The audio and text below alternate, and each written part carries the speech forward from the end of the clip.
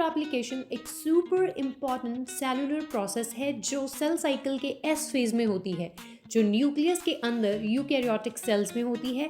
Process शुरू करने से पहले लेट्स इंट्रोड्यूस आवर की प्लेयर्स।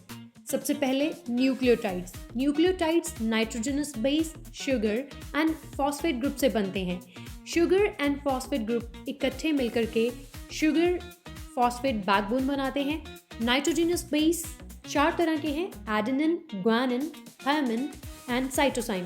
एडेनिन, ग्वानिन प्यूरिन्स हैं, थायमिन, साइटोसिन पिरिमिडिन्स हैं।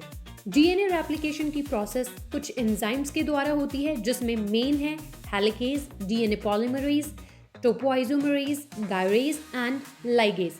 हेलिकेज अनजिपिंग एंजाइम है, डीएनए पॉलीमरेज बिल्डर एंजाइम है, वहीं पर टोपोआइसोमरेज एंड गायरेज जो हैं वो टेंशन रिमूव करते हैं या सुपरकॉइलिंग को रोकते हैं। लाइगेज एक मॉलिक्यूलर ग्लू है।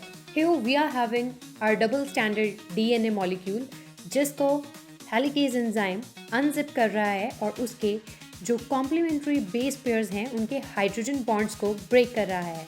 डीएनए रेप्लिकेशन डीएनए से डीएनए बनाने की एक प्रोसेस है, मतलब डीएनए कॉपिंग की प्रोसेस है। अब डीएनए रेप्लिकेशन ऐसे ही स्टार्ट नहीं हो सकती, मतलब डीएनए पॉलीमरेज ऐसे ही न्यूक्लियोटाइड्स किसी भी स्ट्रैंड पर ऐड करना शुरू नहीं कर सकता। उसको चाहिए होते हैं कुछ प्राइमर्स मतलब आरएनए की छोटी छोटी sequences. DNA polymerase template stand पर 5 प्राइम टू 3 प्राइम डायरेक्शन में कॉम्प्लीमेंट्री बेस पेयर्स ऐड करके उनमें हाइड्रोजन बॉन्ड बनाता है और साथ ही के साथ शुगर फॉस्फेट बैकबोन भी बनाता है। अब अगर बात करें लीडिंग स्ट्रैंड की, जिसकी पोलैरिटी 5 प्राइम टू 3 प्राइम है, तो उस पे एक ही प्राइमर अटैच होता है और फिर कॉन्टिन्यूअसली सिंथेसिस होती रहती है, मतलब न्यूक्लियोटाइड्स ऐड होते रहते हैं।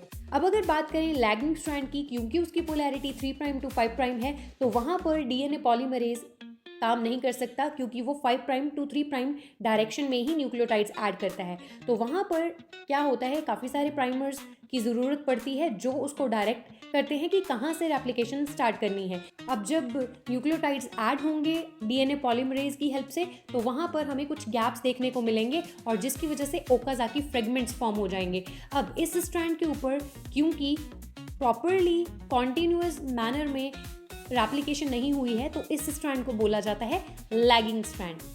गैप्स को सील करता है लाइगेज एंजाइम, जो कि प्रूफ रीडिंग में भी हेल्प करता है और इस तरीके से रेप्लिकेशन कंप्लीट हो जाती है और हमें 2 डिफरेंट स्ट्रैंड्स मिल जाते हैं।